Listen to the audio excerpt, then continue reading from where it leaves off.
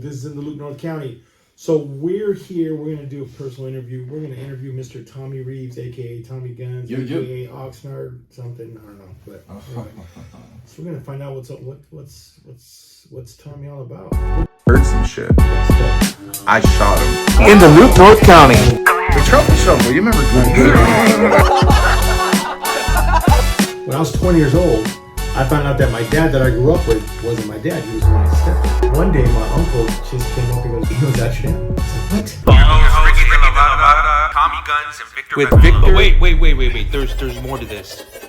Told you not to worry,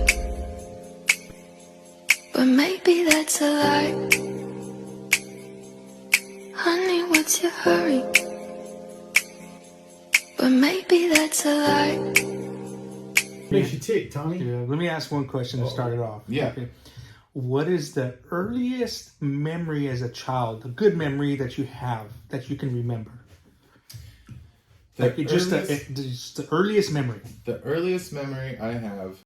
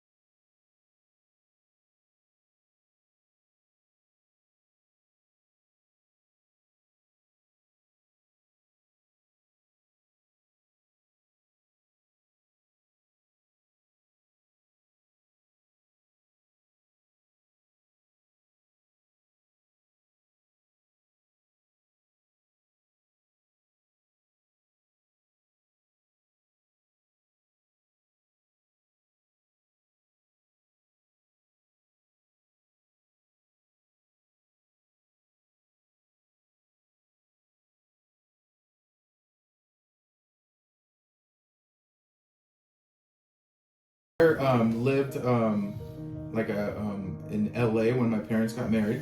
Mm-hmm. We moved to Huntington Beach. We lived in Huntington Beach, Long Beach, and then Westminster. And then when my parents divorced, I was probably about third grade or so, mm-hmm. And they moved back here to How did you understand in third grade? How old are you? Now I'm going to be 45 next month. No. How old were you back then? Third grade. Third grade. What is that, like 10 years old? Yeah, 8 or 9. 8 or 9. So 8. I knew. I mean, they had conflict. You know, Mm-hmm. You saw the tension. I saw a lot of it. Mm-hmm. Yeah. Saw tons of it. Now, was your dad like a homeboy or? They were. He was a homeboy. They used to call him Smokey. From Vista. Okay. Mm-hmm. I don't want to say anything, but I thought I heard he was from Vista Homeboys. Yeah, and my mom, she was a Vista homegirl. They called her Chata. Mm-hmm. Mm-hmm. She they hung out at the Royal Liquor. The Royal Liquor, they hung out everywhere. Yeah, they got T-shirts now. Buena Vista Market, everywhere. Have you seen the Royal Liquor T-shirt? No. Yeah, you can go buy one. I know the wall back there is where they used to jump the homies in. Behind the Royal Liquor is where you would get jumped into the game. I almost got into the gang, man. Oh, yeah? I almost did. But my mom, she pulled her Veterana card out and was like, "Don't touch him. Don't fuck with him. He's gonna be a football player." So where'd you get Reeves from? Where did Reeves come from? Reeves is my step grandfather's name, last name. So my dad had, like this generational sin stuff, right? So his parents didn't work out either, and so when they split up, my grandma and grandfather, my dad went with his mom, naturally. And then she got remarried to Vernon Reeves, who was my step-grandfather, and changed his name and everything. Well, then my dad ended up having some beef with his mom, probably, whatever it was, decided to go back to dad's house. And then he grew up with dad, my grandfather. And when he got older, after the divorce with my mom, he changed his name back to Guzman. So my last name should be Guzman. Oh, okay. And so then he didn't change our last name, and so we were like, well, why didn't you change our name? So we're just gonna keep Reeves. And then me and my sisters, we just kind of just built our own little Reeves empire, like everyone knew who we were. And have you ever thought of switching it back? I did for a moment, and I was like, I want to just be like my dad and my grandfather, but it's a lot to do, and it's not really. My nephew just changed his last name from Serrato to Banuelos. Oh, really? Honoring my last name, yeah. Which he's been under my dad and us, since they were 9 years old and stuff. So he did everything. He joined the military as a Serrato, and now he's everything. All his patches now say Banuelos and everything. So. Well, maybe my mom didn't want to go through it, Maybe she was just like, I don't want to give them his last name, Maybe she just was mad at my dad that much. We'll have to ask her. Yeah. Well, sometimes stuff we don't know how to change names. So, right. So I might think and a little harder. And who knows? I mean, my mom was born in Mexicali. Let's go, Cachanillas. I'm from Mexicali. Yeah, my mom's from Mexicali. Really? So's my dad. Yeah. So she was born in Mexicali. My grandmother is from Arizona. From Mexicali, but was born in Arizona. What part of Arizona? And then moved back, I don't know where. And then moved back to Mexicali, and then had a couple more of her kids, including my mom. And then came back to San Diego. Wow. Yeah. So what is the earliest memory you have of your mom? Of my mom? Good memory. Yeah, it's a good one. Her cooking in the kitchen. And, her taking us to school. Her cars were always funny because there was always something wrong with the car. I remember we were in Westminster going, I don't know what kind of car she had, man, but she was taking us to school, and there was one rule, and it was in the passenger side, you can't lean on the door or it was going to open up, right? And so I was sitting in the middle, and my buddy, he came with us too to get a ride to school, and I was like, you can't lean on the door, bro, right? And so I was probably 7 or 8 years old. I remember we made the turn out of our driveway to go to school, and first thing you know is the door opened up and my friend went tumbling out of the car. So that was one of the good things. And she was always taking me to the Boys and Girls Club, and she was always just there. She was up in LA? Yeah, up in LA, yeah. And I was playing t-ball and basketball there, so she was always taking me to all those things.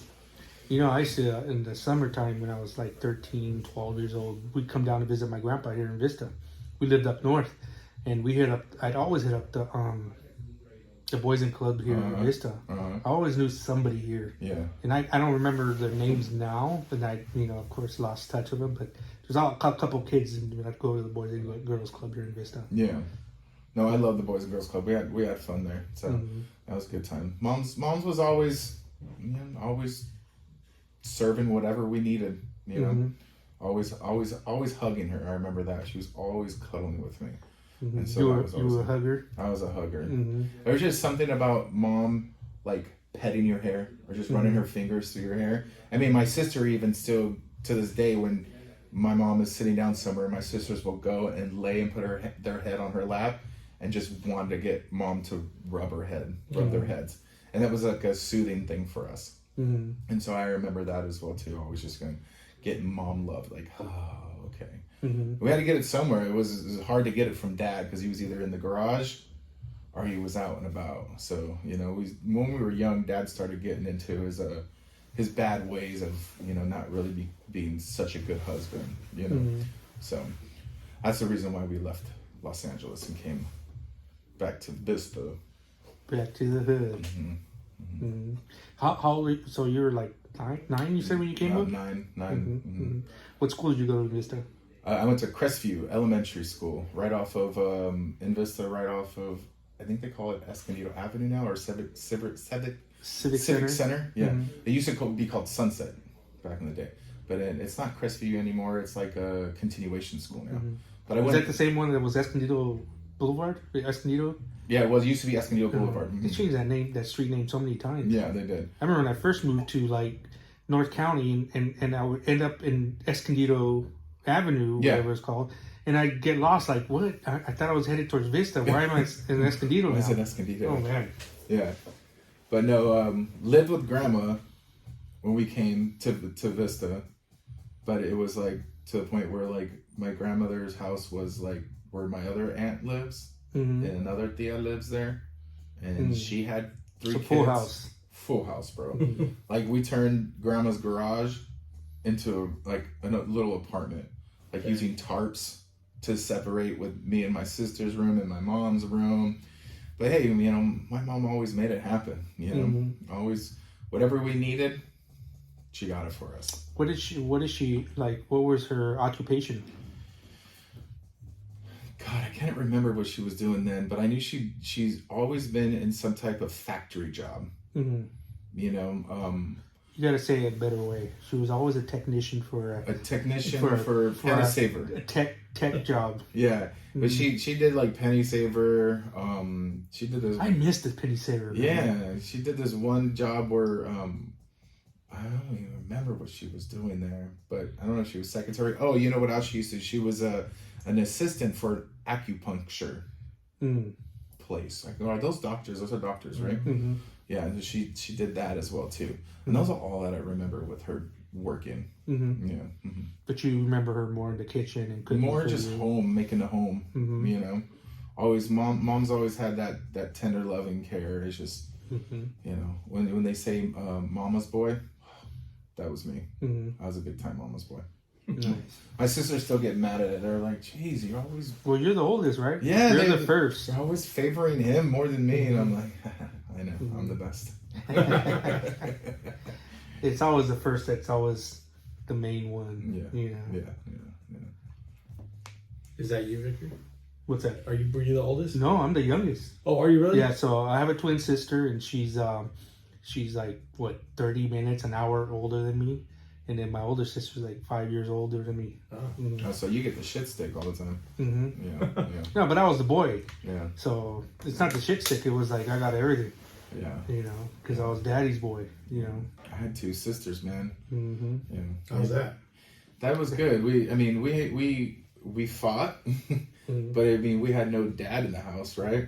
So we fought, and then we had fun with each other, and you know, and it was just.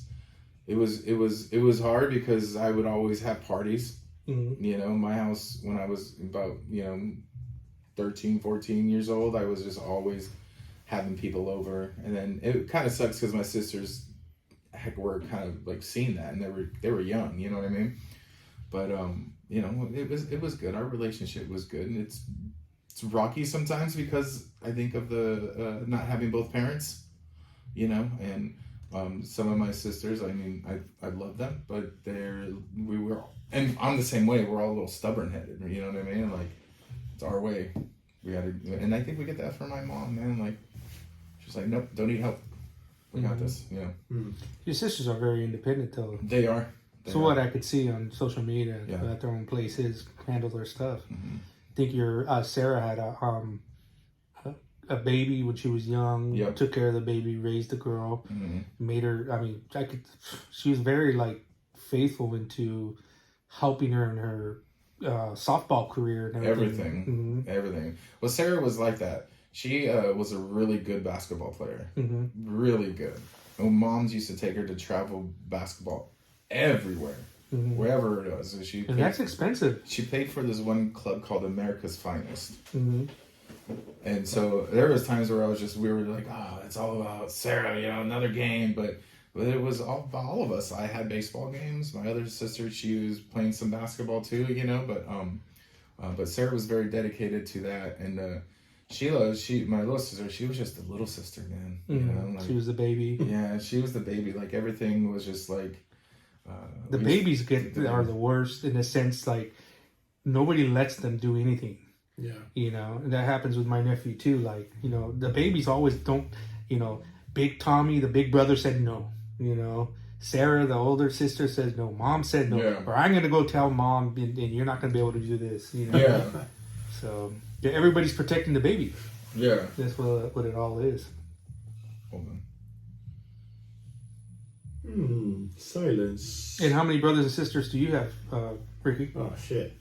With my mom, I have one brother. On my father's side, I have 4 brothers, 3 sisters. Oh wow! Yeah, big family. We come from the Vargas side, which was my father.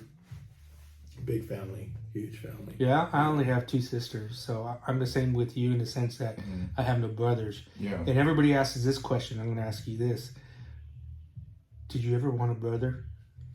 Did I always want to? Probably at some point I did, you know, but my sisters were so tough, like No, they are. like I can like fight them like fist to fist. Like that's the reason my sisters can kick dude's ass right now, any guy's ass. Like they can take care of their own selves. Is because we used to all box each other back in the day. Wow. You know, so no, in a sense of. Well, the reason why I asked that question is because people always ask me, and it's just weird because that's not what my cards were dealt. You know what I mean? So it's not something I think about. Yeah. You know what I mean? It's just like people with one parent households. Did you ever want a dad? Like, well, we made it this far. You know, why would I want things different? You know, we want a dad. Yeah, we want a brother.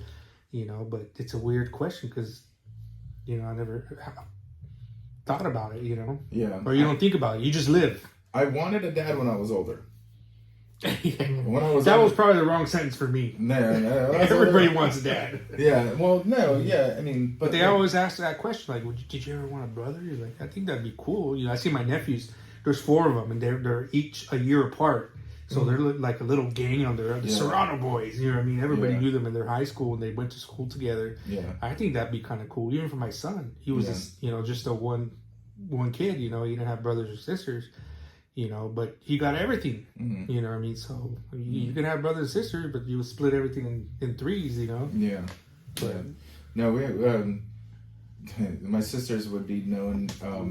When they would go to school, the same school after I had left the school, then they would go and they'd be like, "Oh, that's the Reeve Tommy. girls. That's Tommy's sister. You know, that's you know that's Sheila, or that's Sheila is Sarah's sister, who is Tommy's sister." So it was always come back to me. They're like, "Oh, the only reason why we know people is because of you," and I'm like, "Damn right." You know, the only reason why you know everyone is because of me. Now, Sarah played basketball in high school. Yeah. So yes. Sheila was more like, oh, that's Sarah's sister. Pause. Yeah. Is there an emergency at the house? Do you want me to talk to her? I could tell her. No. We're in the middle of a podcast. We're recording. Brother. Mandilon. Jeez. Cacheton. But yeah, I always had that question, like, you know, did you ever want brothers? Yeah. So Are you a no sabo, or do you know Spanish? No, I don't really know Spanish. I know a little bit of it, just because of working in the medical industry. I was just like, you got to learn to talk to some, you know, Spanish speaking patients. So I started picking it up there. I wish my mom would have spoke to me in Spanish, and she didn't. Is she fluent? She's fluent. Oh, okay. Yeah. She was born here or on the other side? Well, Mexicali. She was, okay, that's right.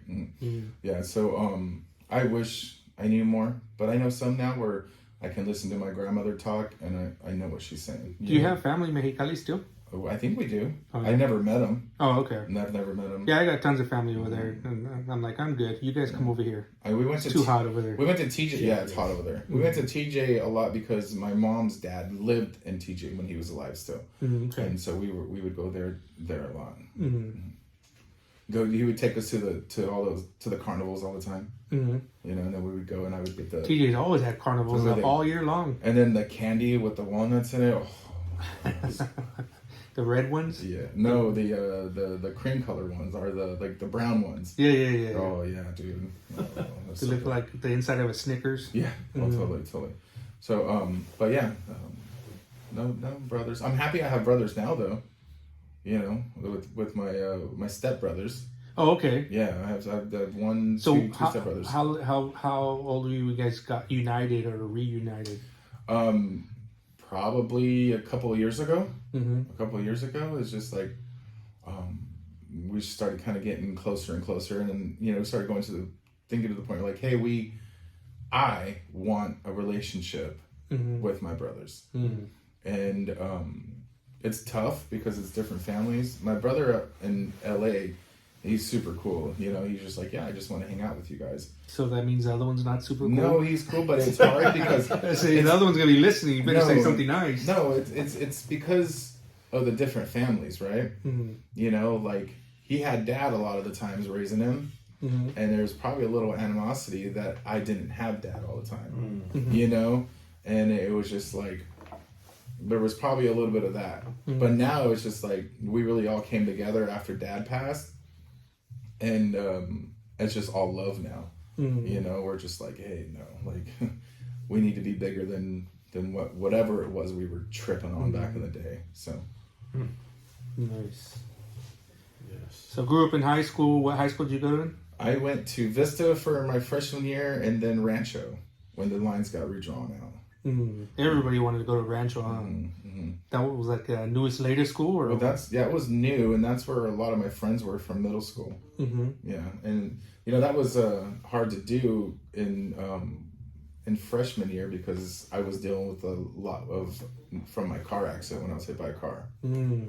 Yeah, so let's touch up a little bit on that, because that's a pretty life-changing moment. I think a teenager would have to go through, and still affects you till this day. Yeah. So Tommy, when he was younger, I'll let him tell the story, but got in a car accident, or got hit by a car, and till this day he struggles with his leg. Yeah. When I was 14 years old, on July 4th, I was with a buddy, and we went to 4th of July.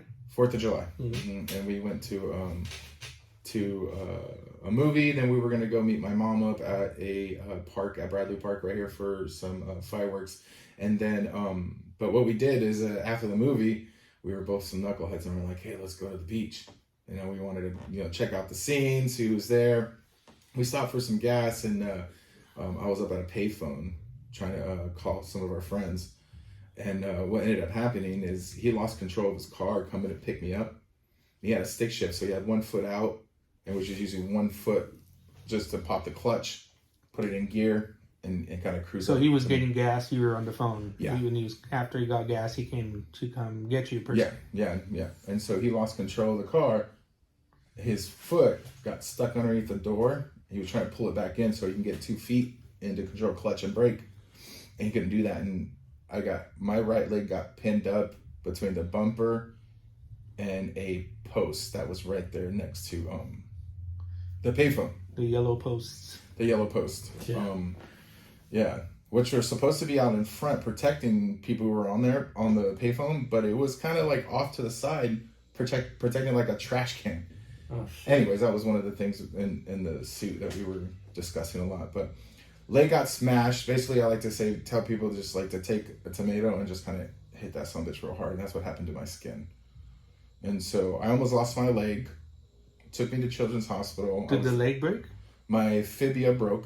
Damn. And then what is fibia? it's you got 2 bones, one that's kind of in the front and then one kind of behind it. That's the one behind it. The big one, baby. Okay. That one broke. I was in the hospital for 3.5 months. Dang. 22 plus surgeries, 2 skin grafts. They moved my calf muscle from the back side of my leg to the upper inner side of my leg, because they did a lot of sewing and stapling to see what skin was going to survive, because it kind of almost like a burn as well. What skin was going to survive and what wasn't. So they had to move my calf to make a part of my leg that didn't have any more skin to cover it. So So you left some skin behind the scene? Oh, yeah. On the scene? Oh yeah, it was a mess. Do you remember what kind of car he had? He had a small little Toyota Corolla. 70s, 80s? Probably 80s. It had the really point. Yeah, I could picture hood. that Yeah, Corolla. yeah, two door. Yeah, smashed it. What was in your mind when that first happened? Were you on the phone, physically on the phone, or were you paging? I was on the phone. Nothing had rang yet. Everything was slow motion, and I remember thinking to myself, like, what the hell is going on around here? Like you saw him coming. No, I didn't even see him. It's just everything was moving so slow. Like just me dialing, me entering the quarters, me waiting for like the phone to go like start ringing. Like you pre-saw it. Yeah. Well, I was just feeling like something was weird, right? Like a gloom guy like came over, and then next thing I know, I just heard like a screech of the tires, and I turned around to look, and then boom, just heat in my leg. It was just not even pain, just a lot of heat. And then now, you told me you were kind of like, were you sitting on the pole or resting your leg? I was kind of like, there was like a little concrete slab where I had my foot on the pole, and I was like kind of like leaning up on the pole with my hand here on the phone, like just kind of waiting. And so like a GQ, like a GQ. I was GQ posing. I thought I was The Rock. And then that hit. And I remember leaning over the hood, looking at him, going, "What are you doing?" And backed off, like telling to him, like, "What are you doing? What the fuck?" I was just all in shock, right? And then the car backed off, and then I remember just falling straight to the ground. And I couldn't get up. And then there was a gentleman there. He kept me down because the whole time my friend was on the payphone trying to call people, called 911. Then he was like trying to call my mom, trying to beep her, text me, the beeper, and then like called my uncle too, was like trying to get a hold of my mom. So I had a guy there, and he must have been shook up too. Oh yeah, he was. And I was trying to get up, and the gentleman was like, "No, stay down, stay down, stay down." And he threw his jacket over my legs because I was trying to see my legs. The only thing that was going in my head too was like, "Man, I'm supposed to play football." Like, what the hell? Because it wasn't like a week before tryouts, it was like. Well, July 4th. So I already had talked to the coach. So you were 14. So that means you're going to high school now. Yeah. I already talked to the coach, and he was just like, because we used to play flag football at our junior highs, and they would go out and check everybody out, the high school coaches. And he was like, "All right, I'm gonna get you dialed in, weight program, everything. You're looking good. I want you. What school are you going to? Vista. Sweet. So I had football in my head, and the whole time I'm just like, all right, I'm done. I'm done. I know I'm done. I'm never going to play football again." So, but three and a half months in the hospital, man. I mean, that shit was crazy. A lot of pain. So you didn't even start school then? I went to school with my leg all wrapped up in pins coming out of my leg. Oh shit! When I was finally able to get back to school. On crutches? Not even that. You walked it? Painful. I had to learn how to walk all over again. Physical therapy. Now, were you supposed to be on crutches and you just refused? No, I was on a walker, but then I had like passed my physical therapy exams to where they said I can walk by myself. So I did that.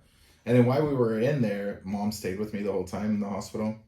And then actually lost her job because she wanted to be there with me. And then filed for some help, government assistant, got a house for us, and moved us into the house while I was at the hospital. I didn't even know to this day how she got everything done because she was there with me. It seemed like every day. So all at night, you fall asleep. She ran out there and hustled. Maybe. That's what moms are for.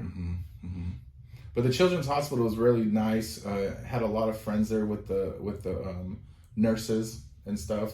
A cool story is one of my skin grafts didn't take, meaning my skin was rejecting it. Died. And I was getting infections.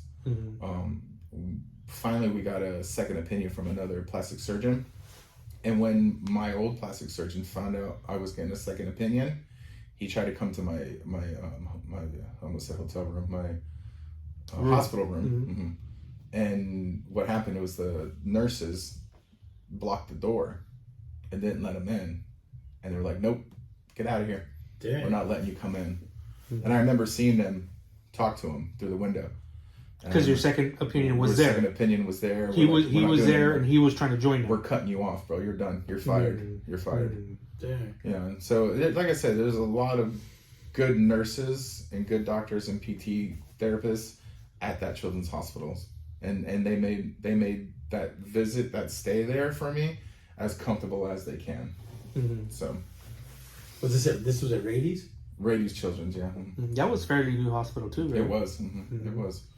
It was. So I was there then, and then got out, and I still have wounds that I have to dress every day. So when you got out, you went into a new house that your mom moved you into. And they had stairs, so I had to sleep downstairs because I couldn't get up. I was still in a walker, and I can barely like. Is this the house that I met you in? No. No. Okay. No. Because that one had a downstairs, upstairs too. Yeah. Like a weird. It was like I remember there was a road, like a hill, and you come in, and there was kind of went down into the living room. Oh, I don't remember that house.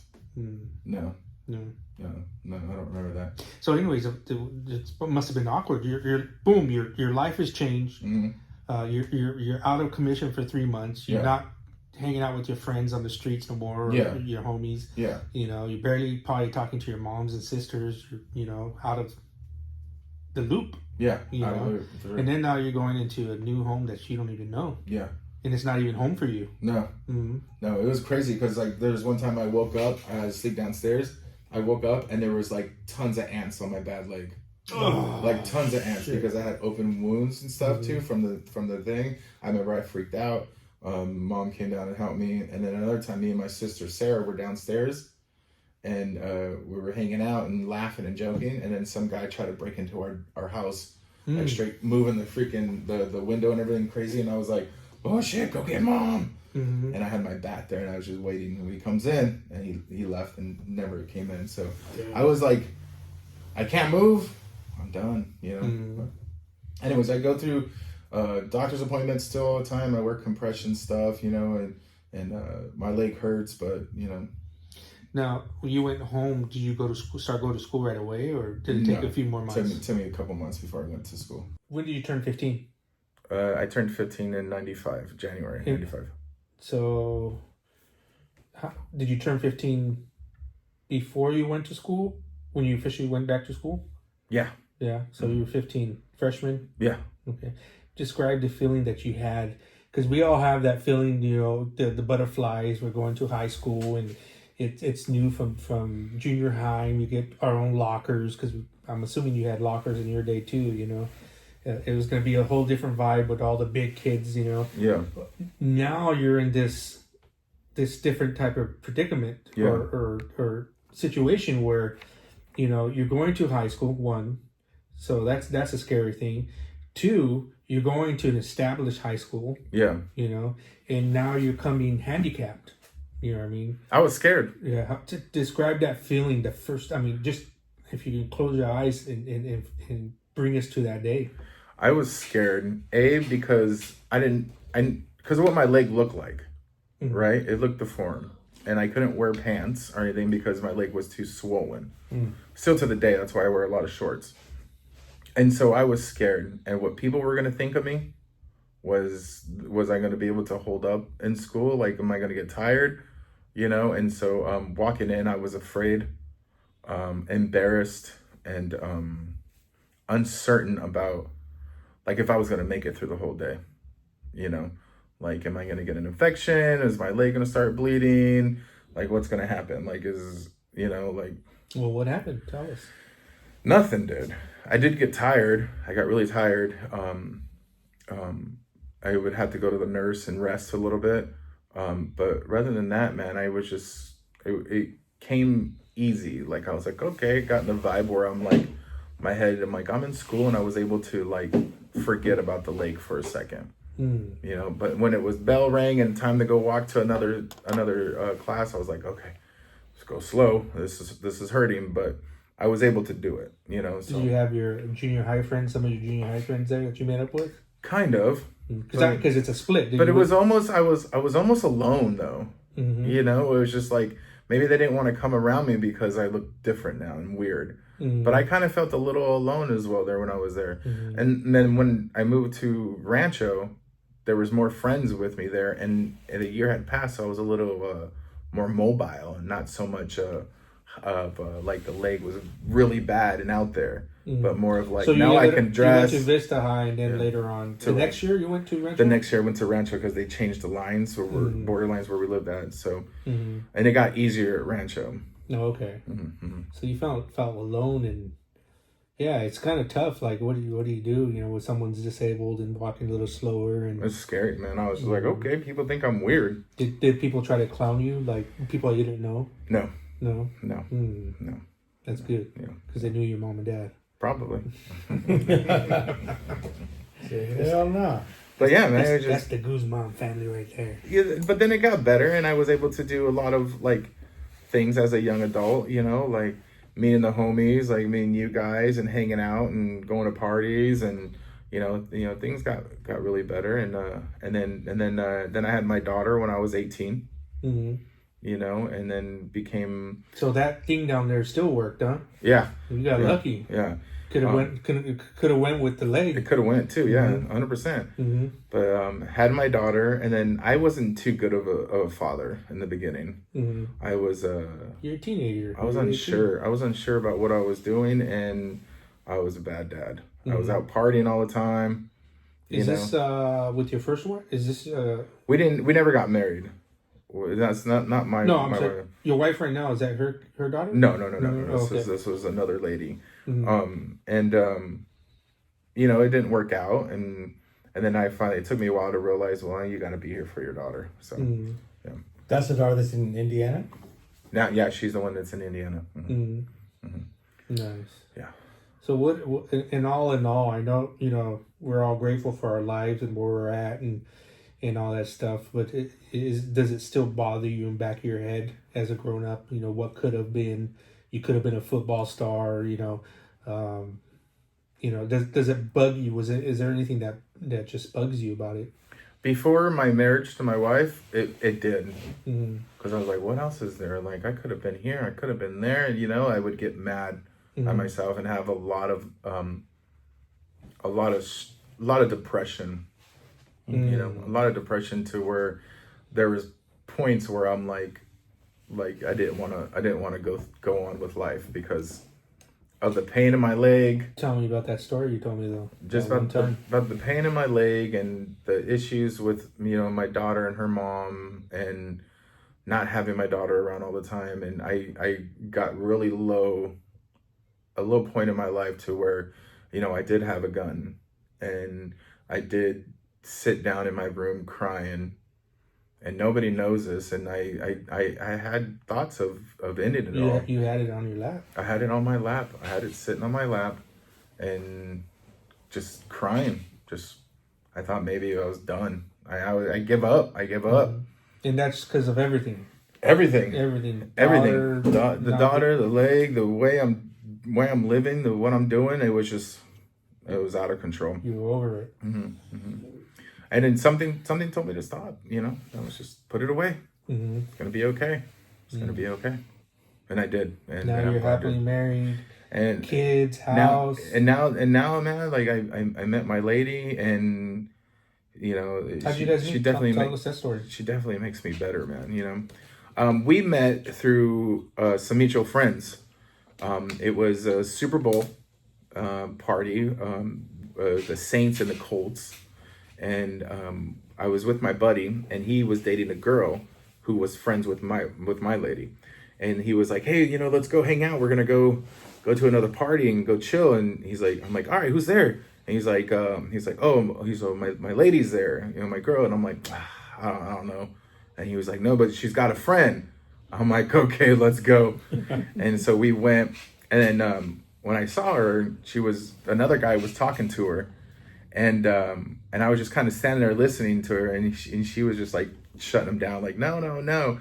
And then I swooped in after he left and made a joke. I don't know what the joke was, but I made a joke. And then after that, we just connected. Like we sat there and we talked, and God, we talked all night, man. And after that, it was just kind of like, it just went well, you know, like going on dates. I could picture it. So I know Tommy for a long time. He's probably the loud one there, making jokes, you know, the life of the party and everything. Oh, yeah. And that's probably what draw her in. Yeah. Mm-hmm. Oh, yeah. You know, we had fun, and then we dated for, gosh, I don't even want to guess, because if I'm wrong, she's gonna be like, "You're wrong." I don't know how long we dated. We dated for it was good. It was one of those dates where we were on, and then we were gonna call it quits, but then we came back to each other again, and then that's when I basically told her, I was like, I remember we were sitting in the garage in the car and by her at her house, and I was just like I just want to spend the rest of my life with you, and it was like, oh my God, yes. I'm like, yes, let's do it. And then all right, we're engaged, and we literally started backing out of the garage, and we were gonna drive to Vegas. Let's go to Vegas. Let's do it right now. Like, I know what I want. She knows what she wants. Let's do it. And then we start driving, and next thing we know, we're like, she starts thinking about my daughter. Like you have to have Kyla there, and it's just like our parents, this and that, and like my dad's gonna kick your ass. So it was just like, yeah, you're right. So we went back, parked the car, and then we just were celebrated. So we were super happy. Nice. Nice. Yeah. How long you been married now? 12 years, 13 years. It's a long time. Yeah. Yeah. Oh yeah. Your dad got to meet her? Yes, my dad was at the wedding. My dad got to meet her, and my dad, when he met her, he was going through the divorce with his second wife, and so my lady gave him a lot of really good advice. To the point where they were talking, and my dad would start crying and be like, my lady's smart, man. She, so, but yeah, my dad got to meet her. My mom loves her. My family, they all love her. She's a good lady, man. And where did she was she from? Grew up in Escondido. She's an Escondido girl. And go ahead. San Pasqual High. Okay. She was, and I always said I was gonna marry one of these. She was the head captain cheerleader of the cheerleading squad at San Pasqual. Is she the same age as you? She is like 6 months older than me. 6 months. So she's in August of 79. So Teresa and her 79. They might have went to school together. Probably. They might know each other. Yeah. So San Pasqual too. Yeah, her family. Oh, I'm sorry. Teresa went to Orange Glen. Oh, okay. Yeah, okay. that one. Okay. But yeah, I mean, her family is from here. Her parents are great. Really good grandparents. And then she has 2 sisters, and then their kids, and just everyone took me with open arms. One thing I will say, the story is going to go tell her parents that were engaged, and it was kind of like the second time I was meeting her dad. Yeah, I was so scared because I looked up to this guy because he was a no nonsense guy, and he's a dad. Like, I remember I was so scared, and I told him, and they were so happy for us. And at first, the mom was like, "I thought you guys were going to talk about that you're moving in with each other." Like, and we're like, "No, we want to get married." She goes, "Yeah." She brought out champagne. So how old were you when was that? Oh gosh, I don't know. We were in the 30s. Oh, okay. Yeah, okay. Yeah, like 32, 33-ish or so.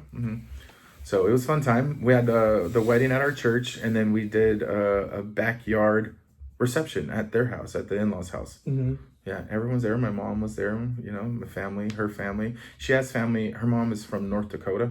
Okay. And so her family from North Dakota came down too. So it was kind of a huge wedding. Ricky, he has every Mexican's dream. He got a little white girl. 700 scores. Hey, she makes me better, man. I'll tell you that. In every any aspect. white girl will make any Mexican better. Yeah, right. We every aspect. She's a redhead, right? No, she's blondie. Blondie? Okay. Blonde curly hair. Yeah, she's awesome, the love of my life, for real. Like to say that and to be like, hey, this person is your everything. She's my everything. That's awesome. How cute, romantic. I know. That's Tommy Guns. I mean, just texting her right now. Yeah, we do everything together, man. Like she's a blast. That's how it should be. She's your best friend. She would party with me.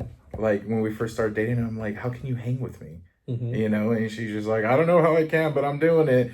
She's an Irish girl. I think that's why she's a little Irish in her. But everything about her is just great. She's got a lookout of life is so positive. Like, she wants to do better. She wants to give our boys the best life that they can have.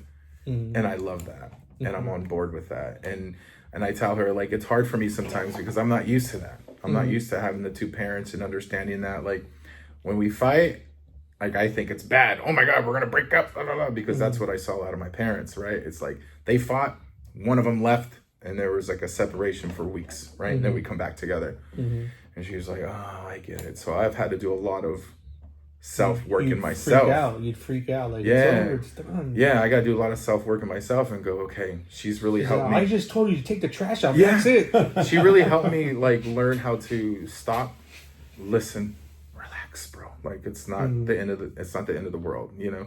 There's problems you got to work through, and it's just like, she's a really good partner to be able to work through issues like that, you know? If I had anybody else, it'd be like, it's over, whatever, you know? But God, she's so patient with me. I still don't understand how she is, but she is, and she loves me, and I'm grateful for that. Yeah. Well, good for her. Yeah. Good for her. Yeah. So easy for this generation right now just to call it quits. There's always divorce. Next. Yeah. You know. And then we had our baby. That's actually a generational thing. Like, my parents divorced, and they divorced 2 times, 2 different people. It's easy. Yeah. Just find love somewhere else. The grass is greener on the other side. Yeah, and that's what I told her. That's how it was, and she was just like, I get it. I get it. And I'm like, okay, cool. Well, be patient. And she is patient with me because, damn, I get stubborn head sometimes, bro. I really do. I really do. But and then we had Travis. Travis, man, she tells me this. She's like, I prayed for a sweet boy, and she got it. And then with Garrett coming around, she was like, babe, I prayed for a brave boy who wasn't scared of shit. And I'm all, oh yeah, we got that too, because he's a little crazy boy. But the funny thing on this is a cool story about Garrett. So my wife has this this condition where she has a benign tumor in her shoulder. And she's been through a lot of chemotherapy and stuff like that. But anyway, she was going in to get a procedure done. And we thought we were done having kids after Travis, you know, we're like, she's going through all this stuff, you know? And so they do, hey, one more time, we just got to check to make sure you're not pregnant before we do this procedure. I'm at work at the clinic, you know, working. I'm sitting here thinking, oh my gosh, she's getting this procedure done. I should have been there. And next thing you know, I didn't hear from her. And next thing you know, I get like a one of the front desk people at my clinic was like, hey, we need you up front. There's like a combative patient. And so they always call me because I was the big guy, and they all knew that I was a bouncer back in the day. And so there's like, hey, there's a patient. He's about to 86 a patient. Yeah, dude, they call me for that stuff all the time. They were like, hey, there's a patient going crazy. Get Tommy. They even made a little name tag for me and everything. Anyway, so I go out there, and she's out there with her mom.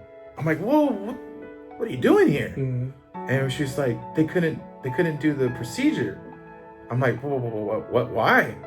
And she's like, started breaking down. I'm like, what? And she's like, we're pregnant. And I was like, what the hell? And she goes, yeah, so no procedure, no more medicine, no more nothing. We're putting it in God's hands, and let's go. And I was like, oh shit. Her mom was crying. I started crying. We're in the hall, in the lobby of my clinic, you know, and like, that's kind of one of the really cool stories about of our kids is that, because. And she was a little girl. It's a boy. Boy, yeah. So you have 3 boys. I have 2 boys. 2 boys. 2 boys, 1 girl. Okay. Yeah, and so Garrett is our little special baby. You know, the surprise, like, woo, all right, let's do this. We're made to have 2. Let's go.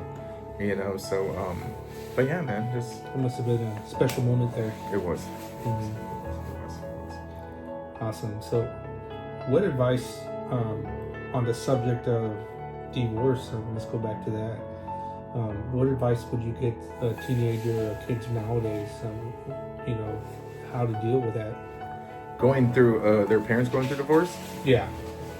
Man, be patient. Be patient with your parents. You know, they're going through a lot, and ask questions. You know, I think parents need to be super upfront somewhat about what's going on to their kids, and you know, of course, depending on what age, but they still love you. Even if it doesn't feel like they love you, they still love you. They still want the best for you.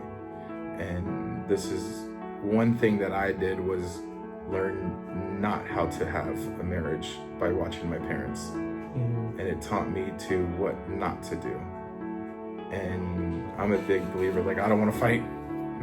You're going to fight a little bit, but you can't take anything personal. You know, so just know your parents still love you, and they're always going to take care of you. And there's a reason behind it. And I always tell kids too, is like it's never one parent's fault. There might be an aggressor, you know, that you can physically see. Yeah. But both parties aren't happy. Yeah. You know, if divorce is happening and you have an aggressor and you can tell that they're not happy, 100% the other partner is not happy too. Yeah. You know what I mean? It may not show it, but she's not happy of how they're living life. Yeah. You know what I mean? Yeah. And it has to be 100% that both of them aren't happy.